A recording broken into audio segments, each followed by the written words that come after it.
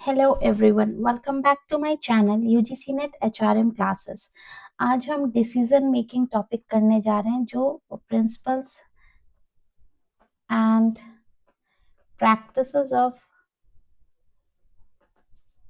Management के अंदर आता है और इसमें से अराउंड 2 to 3 क्वेश्चंस एग्जाम में बन जाते हैं।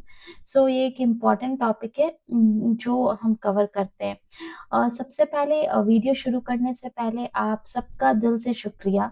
हमारे चैनल ने 100 सब्सक्राइबर कंप्लीट कर लिए हैं और आपके सपोर्ट की वजह से ये पॉसिबल हुआ है। ऐसे ही अपना सपोर्ट बनाए रखिए। और नाउ विदाउट वेस्टिंग टाइम चलिए अब हम इस टॉपिक की तरफ बढ़ते हैं। Let's start with the topic. ये मेरा ब्रीफ इंट्रोडक्शन है for my first time viewers. So this is the topics in this decision making which we are going to cover in this video. So let's start with the topic. सबसे पहले approaches. तो ये एक होता है rational approach. Rational approach जो होते हैं वो आपका लॉजिकल होता है। ये लॉजिक से आपको ऑप्टिमल डिसीजन लेना पड़ता है, जो बेस्ट होगा वो लेना पड़ता है, वो डिसीजन लेना पड़ता है। इसमें आपका सिस्टमेटिक वे में चीजें चलती है। एंड बिहेवियरल अप्रोच जो है, यहाँ पे 3 चीज आती है। एक होता है bounded rationality,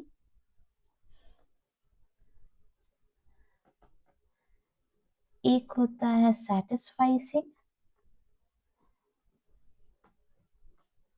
and one is administrative man.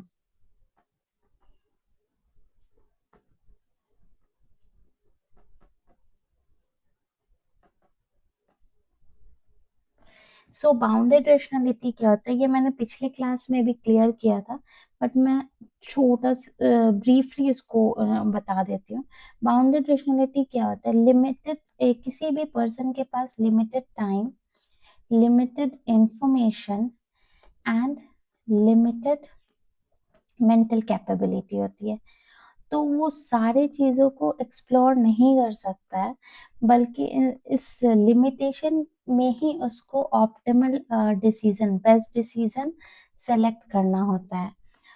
तो उसी को बाउंडेड रेशनैलिटी कहते हैं। और सेटिस्फाइसिंग हो जाता है कि जब आप बेस्ट डिसीजन सेलेक्ट कर रहे हो अमंग अल्टरनेटिव्स, ऑल्टरनेटिव्स में से जो बेस्ट डिसीजन लिया जा रहा है, जो आपके करंट सिचुएशन को सूट कर रहा है, उसको सेटिस्फाइसिंग कहते हैं। मान लो तुम्हें एक लैपटॉप खरीदना है। आइडियल सिचुएशन में तुम मार्केट के हर लैपटॉप आप कंपेयर नहीं कर सकते हो। आप चूज करोगे, आपके पास टाइम कम है, आपके पास जो लिमिटेड इंफॉर्मेशन है आप उसको देखोगे। उसके अकॉर्डिंग आप अपने बजट्स और ये से कंपेयर कर सकते हो। 4-5 लैपटॉप्स को आप कंपेयर कर लोगे और उसमें से आप सेलेक्ट कर लोगे। सो उस करंट सिचुएशन में जो चीज बेस्ट है उसको सेलेक्ट करने को सेटिस्फाइसिंग कहते हैं। और ये बाउंडेड रेशनैलिटी का कंसेप्ट जो है हर्बर्ट साइमन का दिया हुआ है। ये इन्होंने डिसीजन मेकिंग कंसेप्ट में एक बहुत इंपॉर्टेंट कंट्रीब्यूशन दिया है। और दूसरा एडमिनिस्ट्रेटिव मैन एक वर्ड आता है। इसमें जो होता है वो करंट सिचुएशन में जो है बेस्ट डिसीजन, करंट सिचुएशन में जो बेस्ट वे में सेटिस्फाई करेगा उसको कहते हैं एडमिनिस्ट्रेटिव मैन। उसको सेलेक्ट जो करता है उसको एडमिनिस्ट्रेटिव मैन कहते हैं। नेक्स्ट आपका आता है इंट्यूटिव। इंट्यूटिव होता है जो एक्सपीरियंस और जजमेंट, गट फीलिंग्स के बेसिस पे जो डिसीजन लिया जाता है उसको इंट्यूटिव कहते हैं। एनालिटिकल जो एनालिसिस के बेसिस पे होता है, ठीक है। रेशनल एनालिसिस करके एक जजमेंट, क्रिएटिव जजमेंट यूज किया जाता है यहाँ पे, ठीक है। और 3 तरह से हम लोग डिसीजन मेकिंग करते हैं।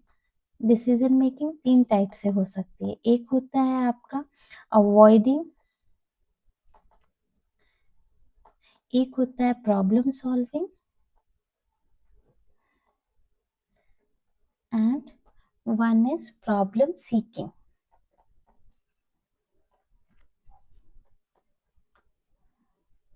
सो अवॉइडिंग में क्या होता है, इस अप्रोच में डिसीजन लेने से बचना,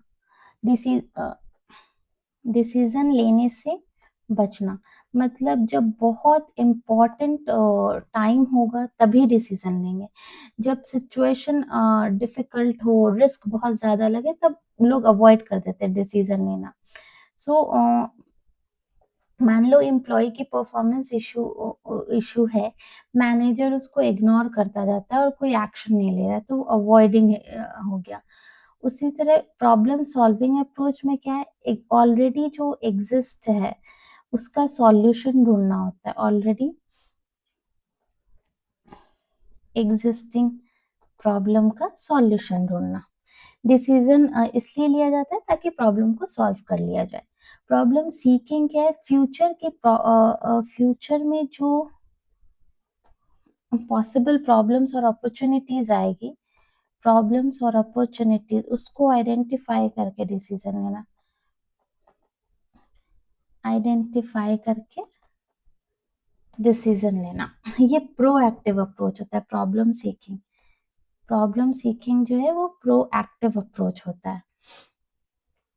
ठीक है, सो नेक्स्ट बढ़ते हैं टाइप्स ऑफ डिसीजन मेकिंग में। सो टाइप्स ऑफ डिसीजन मेकिंग इसमें आता है programmed versus non non programmed, strategic, tactical and operational. So programmed, ये प्रोग्राम डिसीजन मेकिंग होता है जहां पे रेपिटेटिव, वन सेकेंड, प्रोग्राम्ड जो रेपिटेटिव हो, बार बार एक ही तरह का काम हो रहा है, उसमें रूटीन हो, रूटीन वर्क हो, रेपिटेटिव वर्क हो, डे टू डे एक्टिविटीज जो है वो इस, और नॉन प्रोग्राम्ड उसका अपोजिट। ये प्रोग्राम जो है वो स्ट्रक्चर्ड वे में कोई डिसीजन लेना है, बार बार एक ही काम हो रहा है उसी के लिए डिसीजन लेना है, तो वो हो जाता है प्रोग्राम्ड।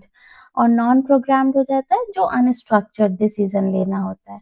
स्ट्रैटेजिक जो एकदम टॉप लेवल पे लिया जाता है, ये लेवल वाइज हायरार्की के ऊपर जो बेस्ड होता है डिसीजन, ये वैसे ये टॉप लेवल पे, ये मिडिल लेवल पे लिया जाता है, और ऑपरेशनल तो लोअर लेवल पे लिया जाता है। ठीक है, एक होता है इंडिविजुअल, जो मैनेजर अलोन अकेले उसने डिसीजन ले लिया, अब बाकी को फॉलो करना है, वो इंडिविजुअल डिसीजन है। ग्रुप डिसीजन जहाँ कलेक्टिवली सबने अपना अपना ओपिनियंस दिया, उसके बाद एक प्रॉपर डिसीजन पे सब मिलके पहुंचे, तो वो ग्रुप डिसीजन हो गया। This is the same routine day to day operational choice जो हुआ। ये स्ट्रैटेजिक जो है ये लॉन्ग टर्म होता है, हाई इम्पैक्ट डिसीजंस इसका होता है। जो स्ट्रैटेजिक डिसीजन होता है इसका इम्पैक्ट बहुत ज्यादा होता है, क्योंकि ये पूरे ऑर्गेनाइजेशन से डील करता होता है। अगर ये डिसीजन खराब होगा तो आपकी पूरी की पूरी कंपनी का पॉलिसीज खराब हो सकते हैं, रेपुटेशन मार्केट में खराब हो सकता है। so, नेक्स्ट स्टेप, ये दिस इज द पीवाईक्यू, और ये बहुत इंपॉर्टेंट है, ये हर बार एग्जाम में आता है। स्टेप्स ऑफ डिसीजन मेकिंग, सबसे पहले प्रॉब्लम समझना है, आइडेंटिफाई करना है प्रॉब्लम को कि क्या प्रॉब्लम है। फिर उसके बाद सारे क्राइटेरियाज निकालने हैं कि क्या क्या इसमें है। उसके बाद सारे क्राइटेरिया का वेटेज देना है, कौन सा क्राइटेरिया कितना इम्पोर्टेंट है। एंड देन फिर हम लोग सारे alternatives, number of alternatives generate हो जाता है। अब इस ऑल्टरनेटिव्स में से जो सबको इवैल्यूएट करेंगे, इवैल्यूएशन होता है, उसके बाद जो बेस्ट होता है उसको सेलेक्ट कर दिया जाता है, और लास्टली इम्प्लीमेंट कर लेंगे। So next is evidence based decision making.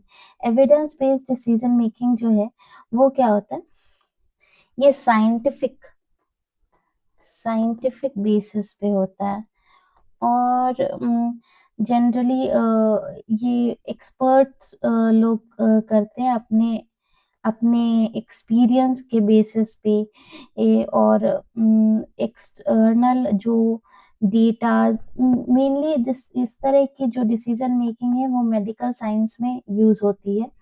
और इसमें बहुत बड़ा कंट्रीब्यूशन जो है वो जेफरी फेफर का है एंड रॉबर्ट सटन का।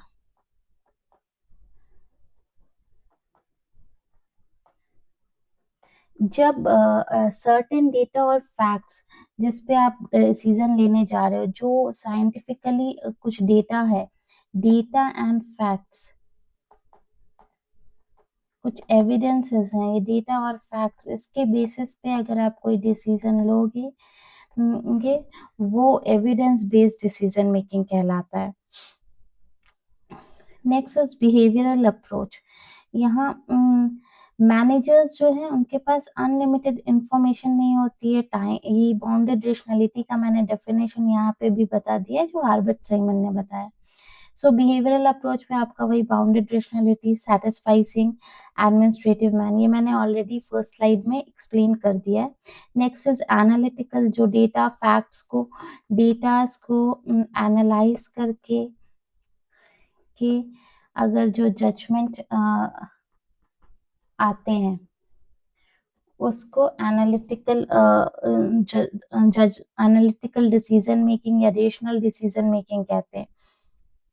नेक्स्ट इज इंट्यूटिव, ये आपके गट फीलिंग के ऊपर आप लेते हो, अपने एक्सपीरियंस के बेसिस पे होता है ये। And next is again programmed versus non programme. मैंने इसको प्रॉपरली अरेंज करके यहाँ पे दे दिया है, आप लास्ट मोमेंट में आप इससे रिकॉल कर सकते हो easily. Linear versus non linear. Linear आपका सिक्वेंशियल होता है, स्टेप वाइज होता है, जैसा कि इसका वर्ड ही आप से क्लियर कर सकते हो, ये स्ट्रक्चर्ड होता है, प्रेडिक्टेबल होगा। नॉन लीनियर आपका मल्टीपल पाथ्स होते हैं, इसमें कुछ भी स्ट्रक्चर नहीं होता है। यहाँ इनोवेशन इनोवेशन होता है, आप अपने अकॉर्डिंग डिसीजन लोगे, जैसा इन्वायरमेंट वैसे, कुछ भी ये सिस्टमेटिक वे में नहीं चलता है, एम्बिगुअस होता है, कॉम्प्लेक्स प्रॉब्लम्स में काम आता है ये। Next is mechanistic decision making. इसमें क्या होता है, यहाँ fixed rules, procedures, policies, SOPs जो होते हैं कंपनी के, उसके ऊपर डिसीजन लिया जाता है। यहाँ सब कुछ जो प्री डिफाइंड है, ये सब इनके अकॉर्डिंग डिसीजन लिया जाता है। ठीक है। सपोज कंपनी की अटेंडेंस पॉलिसी के हिसाब से 3 दिन जो है वो unauthorised leave,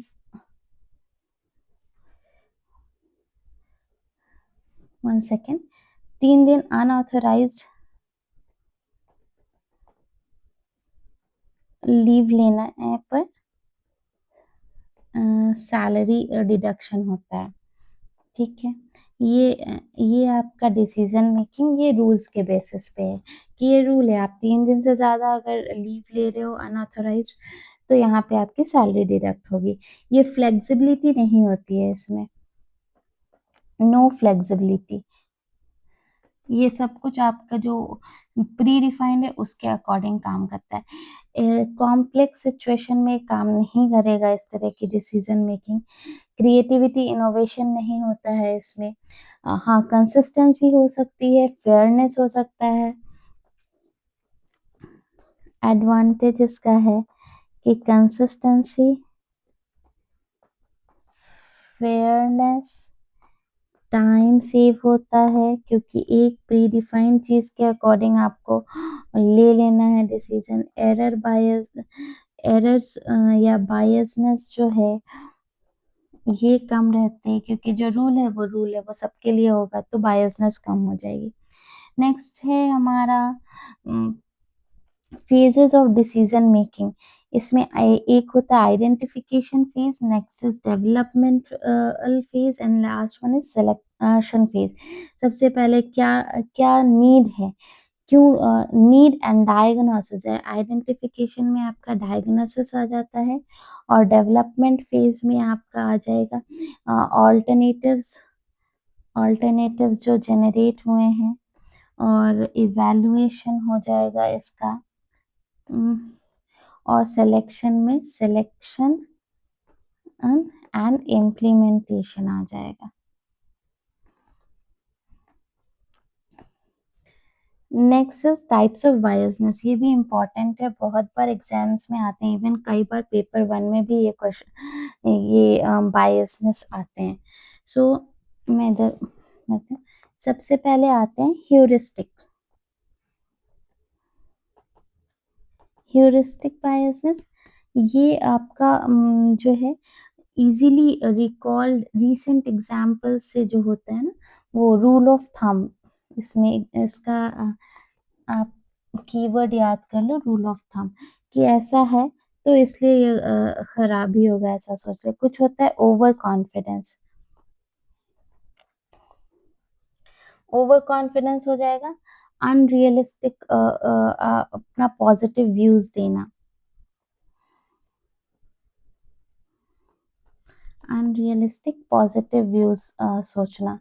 next is cognitive bias.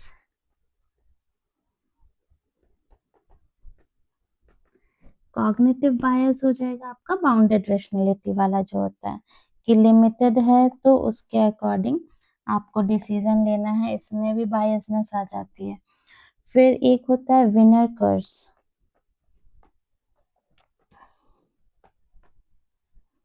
Winner कर्स क्या होता है, जीतने के चक्कर में आप चीज की एक्चुअल वैल्यू से ज्यादा प्राइस पे कर रहे हो, और अब जीतने के बाद आपको उस चीज का रियलाइजेशन होगा, तो वो हो जाएगा विनर कर्स।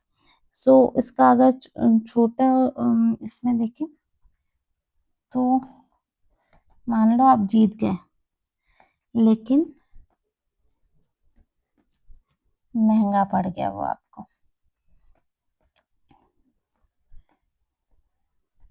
एक एग्जाम्पल लेके चलते हैं, किसी ऑनलाइन ऑक्शन है, ठीक है, ऑनलाइन ऑक्शन है, मोबाइल की मार्केट प्राइस 40,000 है, लेकिन जीतने के एक्साइटमेंट में आपने उसको 48,000 में कर दिया, तो ये आपको 8,000 का लॉस हो रहा है। ये यहाँ पे आपको बाद में रियलाइज होगा कि अरे मैंने तो जीतने के चक्कर में इतने का लॉस कर लिया है। So that is called winner curse. Next is immediate gratification bias.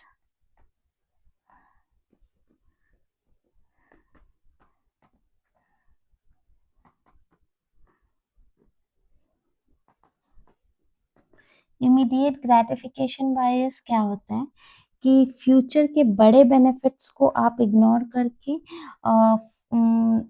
Recently मिलने वाले छोटे रिवॉर्ड्स को चूज कर लेना। Future benefits, future big benefits you will going to ignore in this and select a small immediate reward।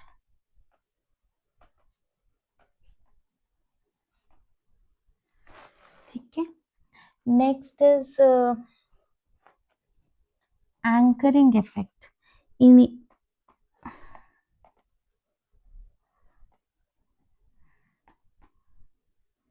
Anchoring effect क्या होता है, कि इनिशियल इंफॉर्मेशन पे डिसीजन लेना, जो भी आपके पास शुरू की इंफॉर्मेशन है उसके अकॉर्डिंग डिसीजन ले लेना। एंड देन आता है आपका सिलेक्टिव परसेप्शन बायस।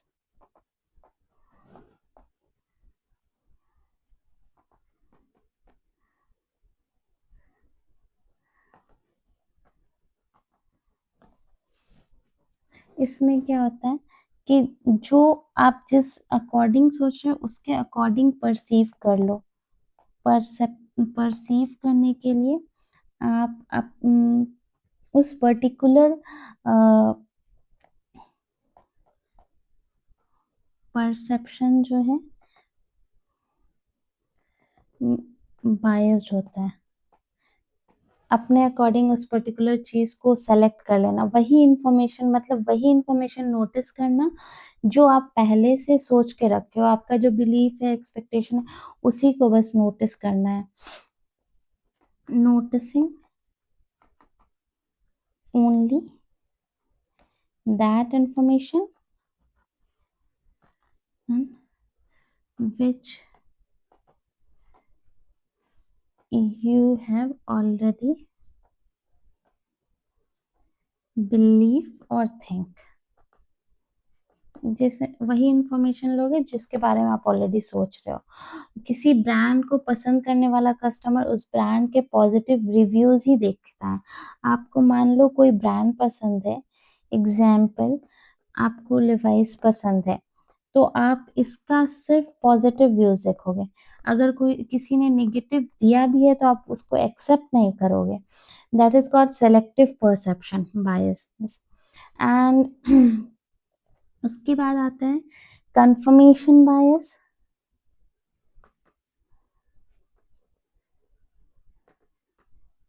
कंफर्मेशन बायस जो है वो आपका पास्ट चॉइस पे यहाँ पे रीअफर्म किया जाता है, पास्ट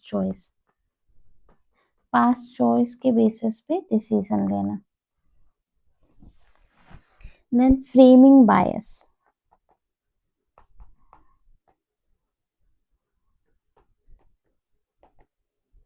फ्रेमिंग बायस हो जाएगा हाईलाइट करना only one aspect on which decision, जिस पे डिसीजन लेना है, ठीक है। Highlight only one aspect on which you have to take a decision।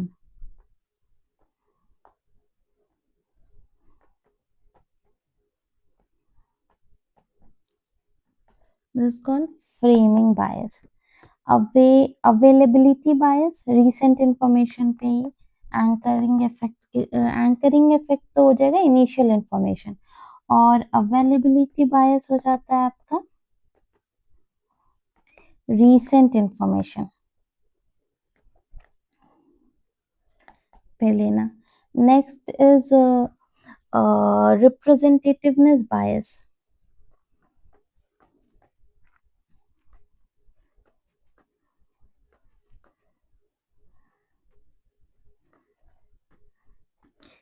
Representativeness bias होता है कि किसी पर्सन, ऑब्जेक्ट या सिचुएशन को सिर्फ उसकी कुछ सिमिलरिटीज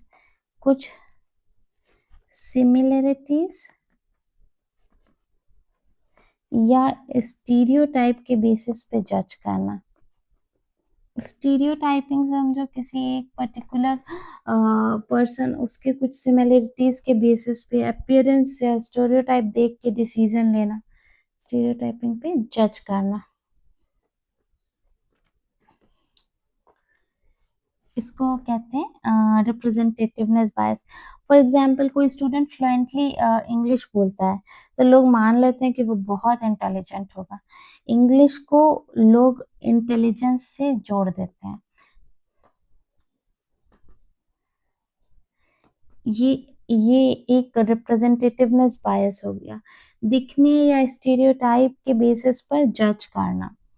देन आप will come randomness bias,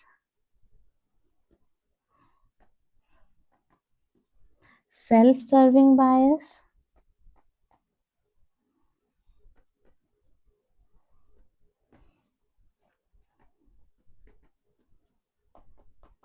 sunk cost, hindsight bias. Hindsight bias, I know everything, मुझे सब पता है करके आप डिसीजन ले लेते हो, आप दूसरों के बारे में सोचते ही नहीं हो। संक कॉस्ट होता है डिसीजन फ्यूचर कंसिक्वेंसेस को देख के लिया जाता है। एंड सेल्फ सर्विंग बायस होता है खुद को क्रेडिट देना, और खुद को क्रेडिट देना, और अगर वो डिसीजन फेल हुआ, इफ डिसीजन फेल्स तो ब्लेम करना दूसरों के ऊपर, that is self serving biasness.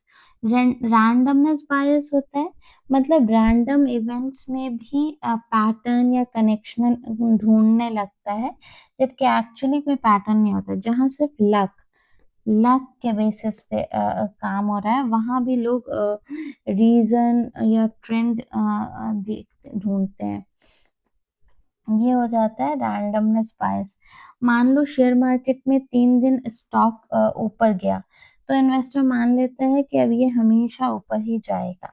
मतलब अपने लक को ही वो ट्रेंड, लक लक के अकॉर्डिंग ही आप ट्रेंड बना लेते हो, कि अगर कोई चीज बार बार डाउनफॉल हो रहा है तो आप सोच लोगे अरे मेरा लक ही खराब है तो नेक्स्ट चीज भी डाउन होगी। तो ऐसा नहीं है, इससे रॉन्ग प्रेडिक्शन हो जाता है, पुअर इन्वेस्टमेंट आप कर लेते हो, अननेसेसरी फियर या कॉन्फिडेंस बिल्ड हो जाता है। सो ये सारे टाइप्स ऑफ बायसनेस थे जो मैंने एक्सप्लेन कर दिया है। सो यहाँ पे हमारा डिसीजन मेकिंग टॉपिक कंप्लीट हो गया है। अगर आप कोई और टॉपिक चाहते हो इस यूनिट से, तो आप प्लीज़ कमेंट सेक्शन में मेंशन करो, मैं उस पे वीडियोस लेके आऊँगी। That's all for the today's video. If you like my video, please like, share and subscribe my channel to motivate me to bring such more videos. Thank you. Thank you for today.